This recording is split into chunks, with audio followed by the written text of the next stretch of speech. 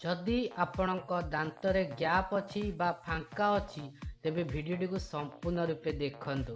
कारण आज भिडियो आपको कहबी जदि आपणक दांतरे गैप थिबो तेबे आपणक जीवन किपरि भाबे परिवर्तित हबो। आगकू आहुरी बढ़िया बढ़िया वीडियो नहीं आसीबी किंतु ए वीडियो रे आपनको ए इन्फॉर्मेशन आज दबाकू जाउची।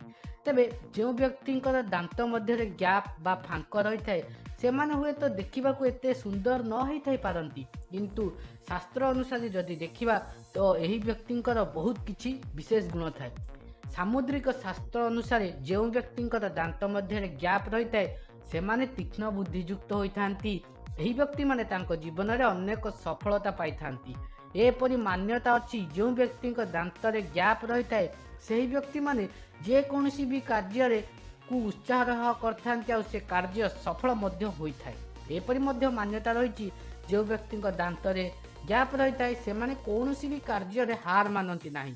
आर्थिक निष्पत्ति नेबारे एही व्यक्ति माने बेस तीव्र होइथांती। एपरि व्यक्ति चिंताधारा प्रगतिवादी होइथाए। एही व्यक्ति माने जिते असंभव काम को मध्य चेष्टा करी संभव करथांती। परिस्थिति आगे हार मानती नाही। अन्यर दुख देखिले सही पारंती नाही।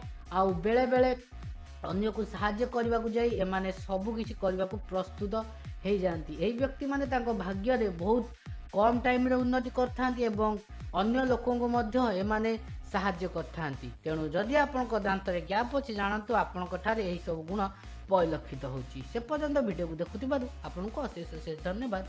मु रहिली नमस्कार।